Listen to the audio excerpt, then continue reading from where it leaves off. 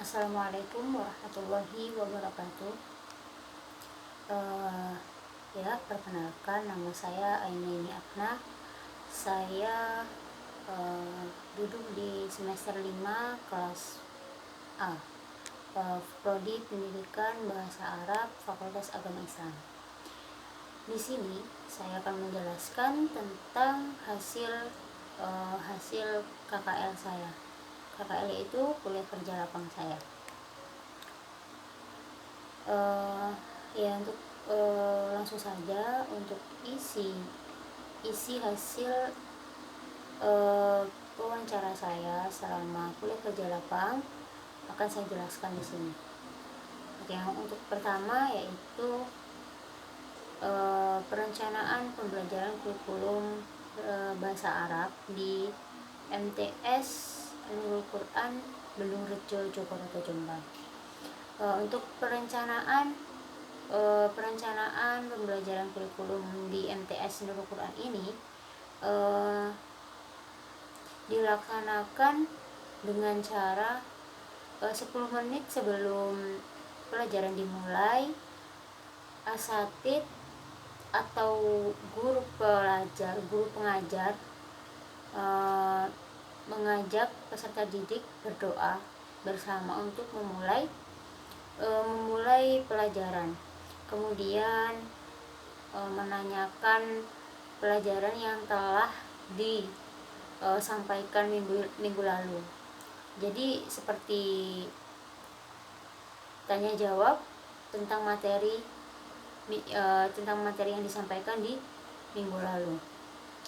Kemudian guru juga memberikan sedikit ulasan untuk materi yang akan disampaikan selanjutnya. Nah, kemudian ada 45 menit dalam pembelajaran bahasa Arab tersebut. Yang pertama yaitu pengajar memberikan halaman untuk peserta didik, memberikan petunjuk ke LKS mereka di halaman berapa untuk menunjukkan materi yang akan disampaikan hari ini. Dan lalu membiarkan peserta didik berdiskusi dengan masing-masing kelompok yang telah dibagikan untuk mendiskusikan materi yang telah diberikan pengajar. Kemudian setelah berdiskusi, masing-masing kelompok menunjukkan hasil diskusi yang mereka diskusikan.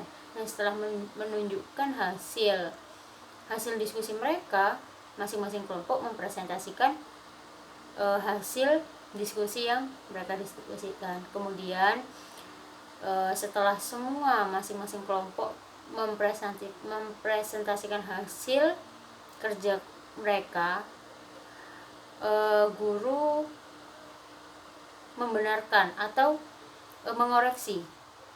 Guru mengoreksi hasil mereka presentasi tadi, mempresentasikannya. Nah, kemudian setelah membenarkan, guru juga memberikan ulasan-ulasan tentang materi yang telah disampaikan pada hari tersebut, dan dia memberi banyak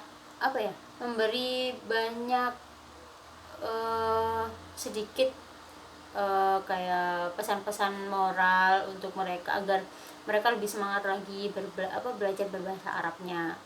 Kemudian ada 5 menit penutup setelah pembelajaran bahasa Arab berlangsung. Guru memberikan tugas atau tugas mandiri, bahkan juga kelompok untuk dikerjakan di rumah sebagai tugas rumah untuk peserta didik. Nah, kemudian guru juga mengajak peserta didik untuk berdoa bersama untuk mengakhiri pembelajaran bahasa Arab tersebut. Nah, kemudian ada juga media yang dipakai selama pembelajaran bahasa Arab. media pembelajaran bahasa Arab di MTS Nurul Quran Benuru Jojoboroto ini dengan menggunakan buku pedoman atau LKS untuk masing-masing peserta didik. Jadi semua satu kelas itu memiliki LKS yang dipegang masing-masing peserta didik. Nah, jadi guru menunjukkan halaman materi yang akan disampaikan, kemudian peserta didik membaca, kemudian ada juga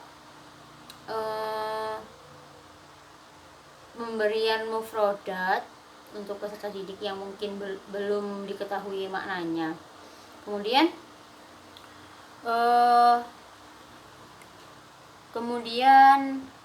saat media yang dipakai dalam pembelajaran bahasa Arab di MTS Nurul Quran Benuru Jojoboroto ini selama pandemi atau pembelajaran saat daring, yang dipakai itu hanya dengan via WhatsApp.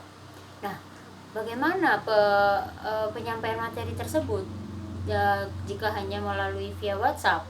Nah, seperti hasil wawancara saya dengan pengajar bahasa Arab, dengan pengajar mata pelajaran bahasa Arab, beliau berbicara, saya menggunakan hanya menggunakan via WhatsApp saat pembelajaran daring selama pandemi itu dengan cara men-share materi-materi untuk peserta didik, kemudian memberikan sedikit ulasan mufrodat jika materi tersebut ada hiwar atau kisah cerita.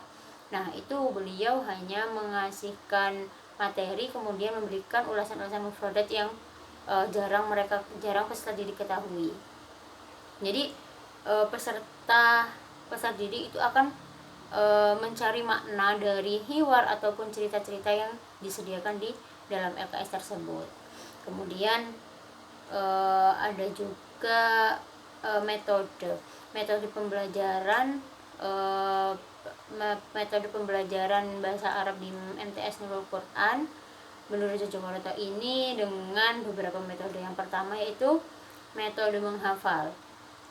Metode menghafal ini guna untuk melatih peserta didik sejauh mana sih daya ingat peserta didik tentang mufrodat yang diberikan asatid, tentang cerita-cerita atau hiwar-hiwar yang sudah tersedia di LKS. Mungkin mereka akan bisa menggunakan mufrodat yang telah disampaikan oleh pengajar itu dalam keseharian mereka, ataupun bisa diajarkan untuk adik-adik kelasnya gitu ya.